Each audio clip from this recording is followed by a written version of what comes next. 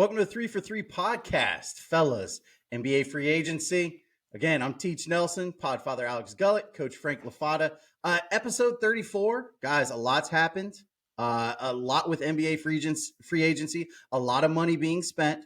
But before we get into that, in honor of 34, what is your favorite number 34 in NBA history? So players who are 34. Podfather, what you got? I got to go with the GOAT 34, and I got to go with Akeem the Dream Olajuwon, the GOAT 34. Coach? I got Shaq. Shaq is probably the right one. I'm going to go recent. I'm going to go Giannis. Giannis is just quietly building this epic career as the number 34. Let us know in the comments who you think the best 34 in NBA history is. The Dream. Now, let's see. You said Shaq, Coach. And Shaq is probably a one of one, right? He is the most dominant player in NBA history, and he changed all of free agency when he went to the Lakers. I know he changed your life, Podfather, when he went to the Lakers. Speak on that real quick. Shaq going to the Lakers. What did that mean? Shaq going to the Lakers was the biggest move of my middle years, right? So anywhere from 1996 when I was 14 to 2006 when I was, 24. Shaq going to the Lakers really changed the atmosphere of LA. I remember before Shaq, it was like Cedric Sabalas and Brian Shaw and AC Green and Nick Van Exel. We had those teams, you know what I mean? And then Eddie Jones. got Shaq. Yeah, Eddie Jones. How could he forget Eddie Jones? And then we got Shaq, and it was like Shaq, and then we drafted Kobe, and it was like this 18-year-old can ball. And then they went together, and it changed everything in my life for LA Lakers. You know what I mean? Yeah, you still picked Akeem Olajuwon. Just putting out there for the Lakers fan. Listen, a free agent can change the entire culture. I mean, Coach, LeBron James has done it several times. You are the resident LeBron James expert. Him going to Miami, then back to Cleveland, then the Lakers, what kind of impact does that have on a city, a team, and a culture? Well, when you got an impact player like that, I think no matter where he plays, he's going to be impactful. I mean, I'm just not trying to reuse words so many times, but at the same time, when you got LeBron, he's the only player to ever go to different places in free agency and win 3 separate championships. Nobody's ever done that. Nobody will probably ever do it again. It's definitely one of those GOAT check marks. Yeah, let's go ahead, and I want to play a little game with you guys because we have a couple days of free agency where people are getting paid, right? Lots of NBA, a lot of money thrown out there, and it's not just Bobby Bonilla on Bobby Bonilla Day. I mean, there's NBA players getting paid as well. So I want to go ahead and play a game. Let's play 3 for 3 like we usually do. This is the free agency recap edition. So I'm going to say a team name, some notable free agents that they signed, maybe somebody that they lost. Tell me either love it, like it, or hate it. There is no, well, I kind of like it, I kind of love it. No, love it, like it, hate it. And then let's get into it, okay? We're going to start kind of in your wheelhouse with the Lakers. So the Los Angeles Lakers re-signed Austin Reeves, Rui Hachimura, and D'Angelo Russell while bringing in Gabe Vincent, Taurean Prince, Jackson Hayes, and a coach favorite, Cam Reddish, Ultimate Lottery. So, Podfather, love it, like it, hate it. Love it. Coach? Like it. I think I'm at like it too, just for the price point. I mean, let us know what you guys think. Do you love it? Do you like it? Do you hate it? Podfather, you said you love it. Why do you love it so much? Okay, let me explain this. There was a couple of routes we could have gone in LA free agency this year. And we've seen in recent years, we haven't been able to make the move that I thought brought us over the top. This year, we had a couple priorities that we had to do. We had to bring back Austin Reeves, and we needed to re-sign Rui Hachimura. That was ultimate priority for LA, right?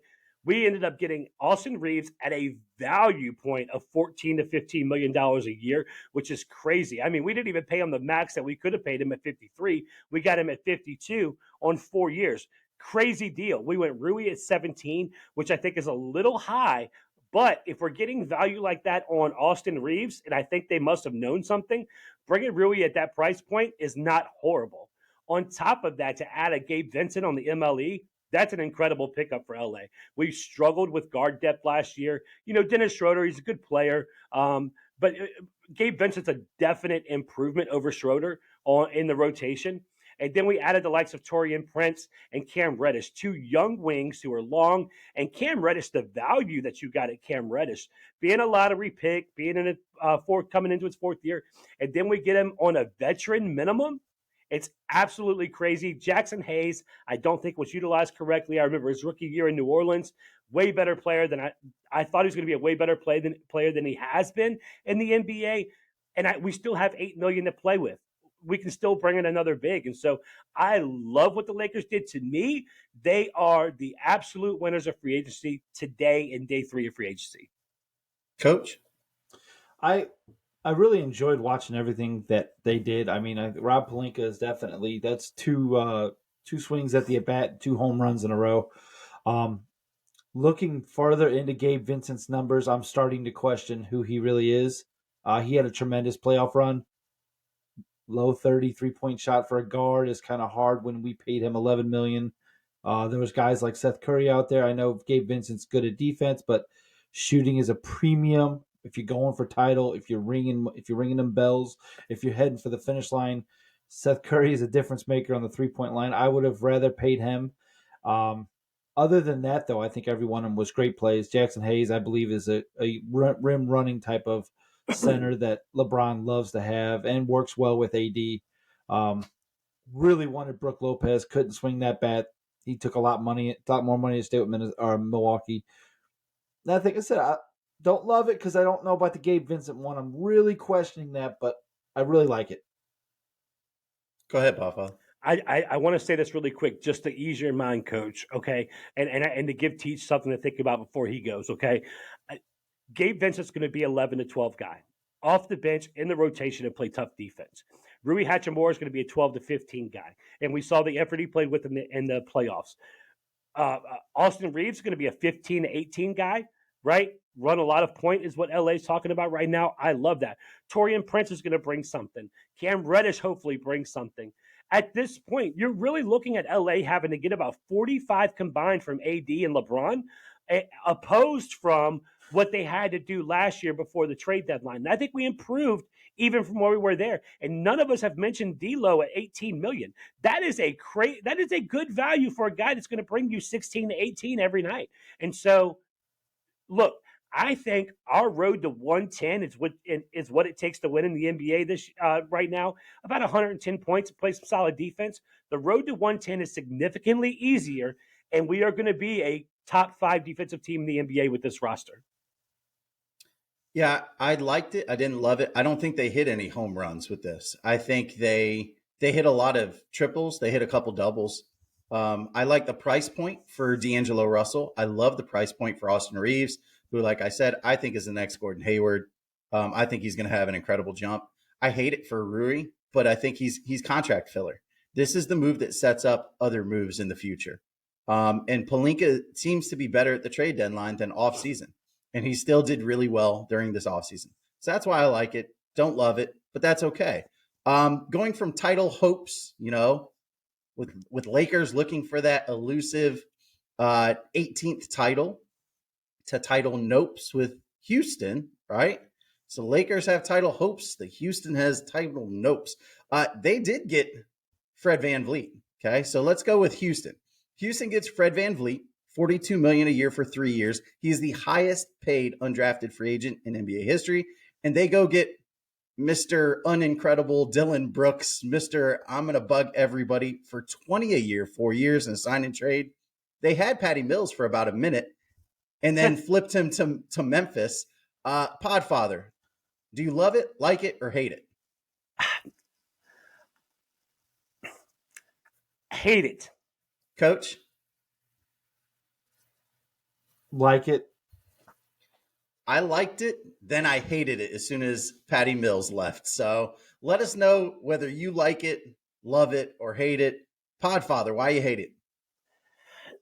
A few reasons. I think Fred VanVleet was massively overpaid for who he is. But Houston has the salary cap. You know what I mean? So it's one of those things. I don't think what the moves they made coincides with the draft they had, right? And so I'm kind of looking at what Houston's doing. I'm very confused about where the lineup is. And what I thought was most interesting is after all of the trades, their futures did not move 1 inch. So they are still at the same title odds they were before the free agency deadline. And that's kind of a marker of whether you're going to hate it or love it, right? And so don't really love what Houston did. Coach? I don't really hate it. And the reason why I say that is because I think it's an intelligent move to get some. I mean, that organization was being trashed by NBA execs, players, Hall of Famers. Everybody that is in the game was trashing the Houston Rockets because of the way they were handling their young guys, the way they played basketball, the organization, the culture that was around them. Everything. Last year, they were getting murdered in social media. As right, they should have. It was pretty tragic to watch everything that was happening. Now, what I think that low key they could have been doing was if they weren't going to get Harden, if they weren't going to go make another splashy get like Kyrie, which I don't think they were planning to anyway, you go get Fred VanVleet. You go overpay Dylan Brooks. Now you got picks. You're going to get another low draft pick. Get tradable assets. There's a way here that with the change of the culture, changing of the guard, that they got a year or two that they can build, that they can still get very high draft picks, now have very tradable assets. Somebody will be willing to come off their superstar for a Fred VanVleet, another guy, and some picks. So if that was the route they were going, then they're brilliant. But if they're not, they're not. That's why I said I don't hate it. I definitely don't love it. I just kind of like it. Real quick, before we go back to Podfather, I don't think they have their pick next year. I think their pick belongs to Oklahoma City. Well, So that's even worse. this is a team that, all the signs are pointing to this has to be the year where we want to go in the playoffs because we don't have our pick anyway. And yeah, I mean, I get it. They have money. Everybody has to hit that salary floor. So you might as well bring in Fred VanVleet, who can play off ball if you still want Jalen Green to run the offense. That's fine. But they brought an adult in the room in Fred VanVleet and Patty Mills. And then when they flipped Patty Mills, that was my thing to go, what are you doing? He is the absolute perfect piece that you need for a growing young team. Dylan Brooks is fine. Dylan Brooks is okay. Again, I think it was an overpay, but it's contract fodder. If they're not going to get Harden, like you said, you bring in Fred VanVleet. Good for him getting paid. Podfather, you were going to say something? Yeah, I wanted to bring up. I mentioned the draft. Houston got Thompson. Houston got Cam Whitmore. Two great picks. And as a matter of fact, just a couple of weeks ago, we all said we thought Houston won the draft. Like this was a team that won the draft. Outside of having number one pick, you go get Amir Thompson. You go get Cam Whitmore at 20 with that value. Like, hey, Houston did a great job. I don't understand it. You're paying Dylan Brooks $20 million a year to who's he fighting the roster spot for? You know what I'm saying? Like you just had your second pick last year in Smith. You had Josh Green, ball handler. Now you have Thompson, who's controlling the ball. Fred VanVleet. Listen, I agree with Coach where they had funny money, let them play, and there's ways this could work out. I thought it needed to be this year, and it wasn't this year. Yeah, I think you can only pay who wants to come, though. And ultimately, James Harden said, "No, I don't want to go. I don't want to go back." Chris Middleton said, "I don't want to go back." And because of that, let's go ahead to the next team. So again, Chris Middleton said no to Houston, and instead he said yes to Milwaukee, which is our next team. The Milwaukee Bucks ended up keeping their probably two most valuable free agents on their team, Brook Lopez and Chris Middleton. Now, is it an overpay? Is it an underpay? Is it just right? I don't know. Let's see if we're 3 for 3. Podfather, do you love it, like it, or hate it? I love it for Milwaukee. Coach? I like it. I absolutely love it. I mean, listen, what they did, keeping Brook, keeping Chris, you keep the core together. I don't know about Jay Crowder. He's probably gone, but that's okay. Let's get into it. Okay. Podfather, why do you love it? I love it because I think there was a foreseeable future that almost came to pass where Milwaukee lost both Brooks Lopez and Chris Middleton. I think that was a realistic thing that could have happened. And for them to bring them back, and they got value out of Chris Middleton. He was injured last year, but having him at $30 million, that's value, right? And then Brooks Lopez, I think they overpaid Brook Lopez a little bit. but I think they needed to because somebody was going to pay him around that salary. You know what I mean? And so I love it for Giannis right now. Now, the core of that team is getting significantly older as the years pass. Middleton, Lopez, True Holiday. I mean, they're talking about True may retire after next year. His contract's out after next year. And so there's a lot of things that I think Milwaukee's going to need to do going forward. But for this year, I love it. They win. Coach? I mean, I like it. Again, he started into the conversation of the age. When you change your coach, if you keep the same players, there's going to be a problem with the next head coach. If you're going to change the head coach, it's got to be his team.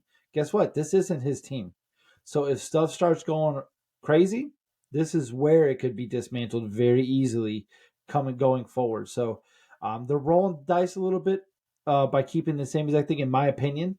I think they could have made some different moves, paying Lopez what he paid, but I mean but they got to keep the asset in a way, because if they let him go, it's not like they can spend the money elsewhere. They're already booked up for money wise. So keeping him a little bit overpay, but again, it's not an egregious one. That's why I say I don't love it. They didn't get better in my opinion. I just like what they did. I think they kept the core together. They're rolling the dice on Giannis. That's what they're doing. And they're rolling the dice on Middleton being healthy and actually being able to handle what he can do. We'll see, because that's really where the game's at. The game is can Middleton come back? If Middleton can come back, then this is gonna come back in 8 months from now. This is gonna be a great segment. If he can't, we'll be hearing about Giannis going to the Knicks.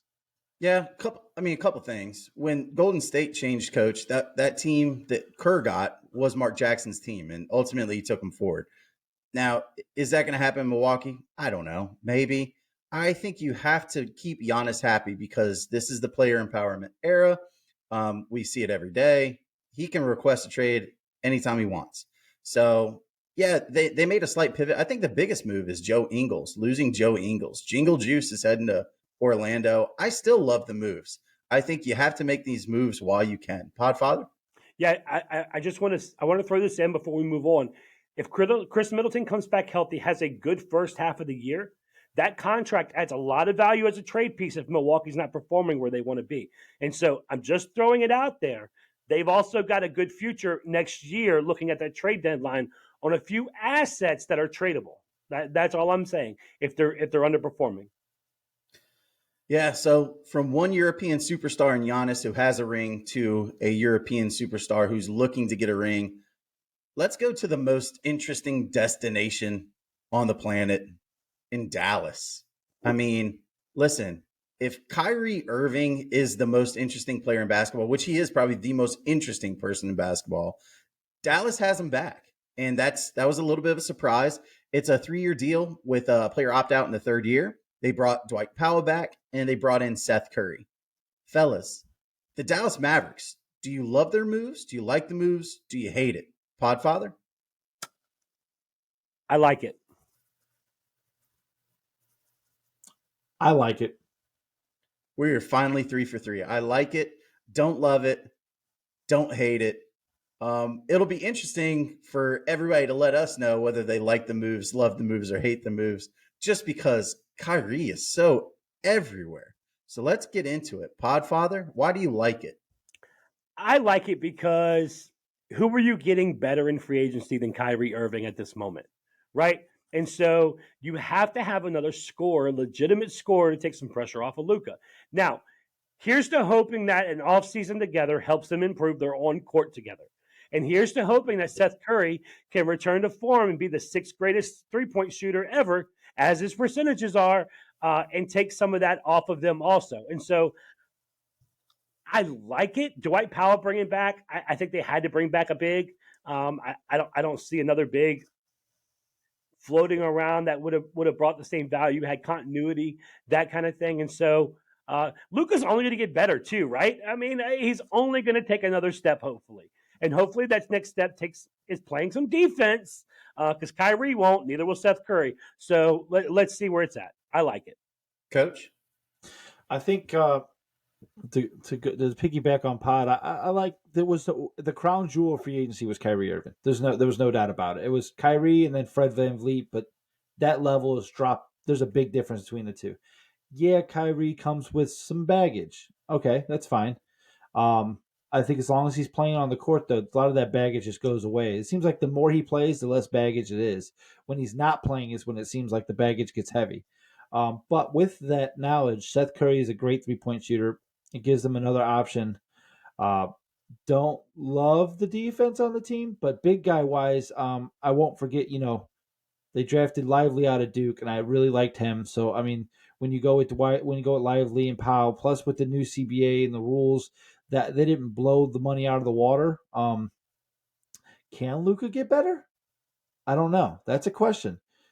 But I've been saying that since the year he got drafted. Can he get better? And every year he seems to prove me wrong. So we'll see what happens, because for me, him to get better, and again, I think there's a difference between being a good defender and having effort. Try. Jokic really, really, really pounded that in my head this postseason. It's not that you got to be great; you just got to have some effort. And so we'll see if they can get Kyrie to get some type of dials out there to make him want to have effort on defense. I don't know if there's a shaman out there that can help him out. Maybe we call Jabu from the Indians, or the Guardians now, and maybe he can do some kill a chicken in the locker room. I don't know what can happen, and maybe Kyrie can have some effort on defense. If that happens, Kyrie's going to be pretty dangerous. They'll have a great. If they all three can show effort, Curry, I believe he does show effort. He just lacks size, strength, speed. He just got a shot. So everything else is that. So if Luka and Kyrie can just give effort, that's all I'm asking for. Effort, not practice. Effort. We're talking about effort. I think the Mavericks could be a top 4 seed. I think they can even be a top 2 seed if they can give effort. That's just my opinion. I've been high on the Mavericks. I was high on them last year, even though they struggled. We'll see what happens. I think next year marks the beginning of a Kyrie revenge tour. I think for some reason he's going to go off next year and tell everybody, you forgot about me. You slept on me. I heard all the noise. I'm back. It's the reason I like it and I don't love it is because they kind of did the backwards thing that most NBA teams do. Most NBA teams, you bring in rookies for that offensive spark early in the season, knowing that they're going to put her out. Dallas went all defense with Lively, with Omax Prosper, hoping to let's solidify through the draft our defense, and then we'll pivot and go ahead and bring back Kyrie, which they needed to do, which wasn't set in stone. So the fact that they were able to lure Kyrie in speaks volumes about the Maverick organization. And then bringing back Seth Curry, really, because he looked great as a Dallas Maverick before. Now he's not his brother, but he is a Curry, so we'll take it. Now, his brother has some additions or some returns to his team. Let's talk about the Golden State Warriors. Okay. Draymond is back. 25 a year for 4 years. Maybe a little, hey, thank you, one last ride. Chris Paul is in. Dante DiVincenzo, Donnie D is out. Jordan Poole is out. Podfather, love it, like it, hate it. Love it for Golden State. Coach? I like it. I like it. Now, let's get into it. Podfather, why do you love it? I love it because Draymond gave them a massive cut. Okay, $25 million. He could have got that and more anywhere. They got rid of Jordan Poole, who I think was sour in the locker room. They've got some moves to make. And remember, I think everybody forgets because we don't see them play in Golden State. They have some young guys who have potential. Moody, Kuminga. You shake your head. I know. We have this conversation. You hate their young guys. I know you do. I don't hate them. But this is the same thing we heard about Wiseman and Kuminga and Moody the last 3 years. And then you bring in somebody like Chris Paul to run to control the ball and make these guys better. We spoke about it weeks ago, and I still feel the same way. I think Chris Paul's a great asset at the trade deadline. I imagine that's going to happen if something happens with Golden State. But until then, you can't ask for a better professor on the court than Chris Paul. And so I think I like what they did. Kudos to Golden State. They still have Steph Curry. They still have Steph Curry. Core four is still together. Coach? No, I like Chris Paul. I love his mental game. I love Steph Curry said it in an interview. Wherever Chris Paul goes, his team gets better. It's a simple fact. It's a simple fact. And so with that addition, the exit of Jordan Poole, did they give away too much to get him? Yeah. Did it feel a little bit lackluster in moves? Yeah. Were we expecting the ability of Golden State to pull something big off? Yeah. Did they do it? No. I feel like this is the same story that Golden State's done for like 4 or 5 years in a row now. Not being funny. It works. It does it? They just won a chip 2 years ago. Again, doing the same thing. I know, but there was a time when they went 4 finals in a row and then they didn't. So there's a different measuring stick than other places. You know, like the Lakers won 1 chip in the last 4 years. We consider it good. We're not considering 100% success. It's the same thing with Golden State. I hold the same measuring stick. They were title favorites every year, and they keep falling short. I don't know if it's a player development issue is why they keep drafting these young guys and they're not doing good. Maybe they're just missing on the drafts. I don't know. But that window, that door is closing. It is closing on championships. I didn't love what they did. I liked it. A lot hinges, in my opinion, talking with Lane about this, a lot hinges on Andrew Wiggins. If Andrew Wiggins can play like he did the title run year, yes. Or he's going to play like he did the other 55 years he's been in the NBA, then it means no. We'll see what happens. Teach, I want to ask you really quick as you go. Neither one of us mentioned it. DiVincenzo leaving that team, I think it's bigger than what people think it is. He was an effort guy, defensive guy, hit some open shots. I still love what they did. What do you think about DiVincenzo leaving? I think he was a good piece for them. I don't think he was it's funny. He was hyped up coming into it. Hey, here we go. It's another Splash Brother. So I just, for what he was, great. It was awesome. He made some shots. He is an effort guy on defense. Sneaky athletic. But I just, again, this is the story of Golden State and the young guys. I think the organization got too cute and wanted to look out of the windshield and check the rearview mirror at the same time. They wanted to say, hey, we're keeping Clay, Steph, Dre, Wiggins. This is our core. But hey, we're also grooming Wiseman, Kuminga, Moody. You know, we have this young group that we want to bring along. And Joe Lacob quickly found out you're not light years ahead of everybody. Okay. And you probably should have pivoted a couple different ways, because now you're starting to lose some of these young guys because they're not real assets. If I have to hear one more story about a Jonathan Kuminga growth spurt, oh, he's 7'2", he's 7'4" now, guys. Oh, can you believe Moses Moody is shooting the lights out? Okay, awesome. But from what you're telling me, it's very different from what I'm seeing in the game. Okay, they don't look that great. Well, I think, and I want to speak to what Coach said and kind of what you're saying here. Okay, I understand there was a time where Golden State killed the league. They were crushing the league. They were in the championship favorites every year. The NBA finally caught up with Golden State. I mean, teams are trying to replicate what they did. The rosters have changed. The landscape of the NBA has changed. I think they had to switch up their approach, and I think it's been living. It's been growing. I think this year could be the year we see those young guys produce. I just think that's a wrong mentality for a team. Your chip window is open. Take the chip window. Now, they retain their star. Draymond Green, say what you want. He's going to be a Hall of Famer. He is a superstar. We thought Portland was doing enough moves to retain theirs, and then everything blew up. So, guys, let's kind of initially talk about this.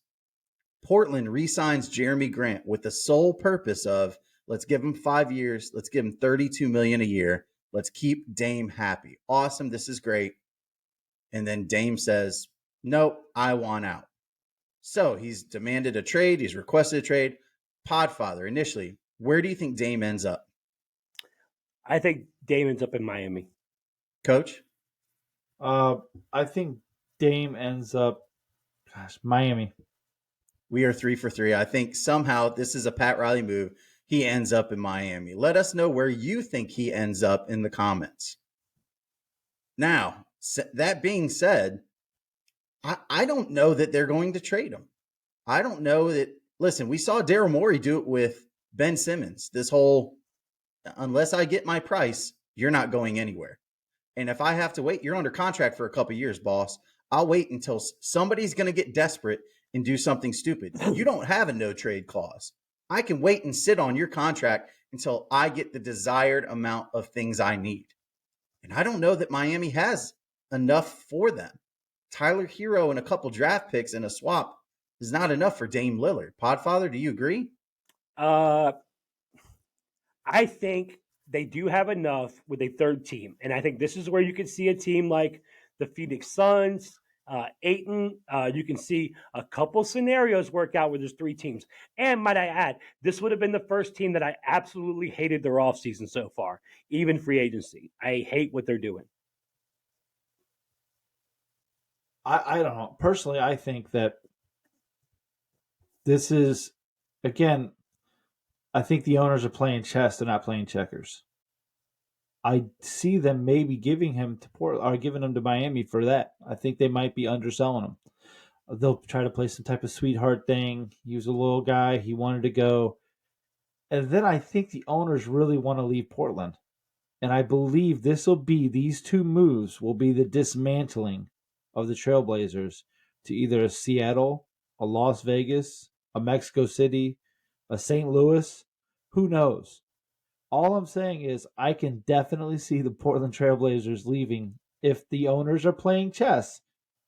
Giving them to Miami would be a really nice move to be able to set this up. Overpaying Jeremy Grant, messing them up. You know, these owners can lose $50 million and be okay and then move them to a different market and get a huge boost. So we'll see how this plays out. But this just might not be a one level move. This might be 6 moves away is what they're trying to think here. If he wants to go, I think they'll give him away, and I think that they'll set up for failure and on a little bit on purpose. Got a young guy in Scoot Henderson. We're going to let him go out there. We'll let him cook. We got a way overpaid Jeremy. Honestly, if I was the Trailblazers, even if I was planning to move, I'd still rescind that contract. That's crazy.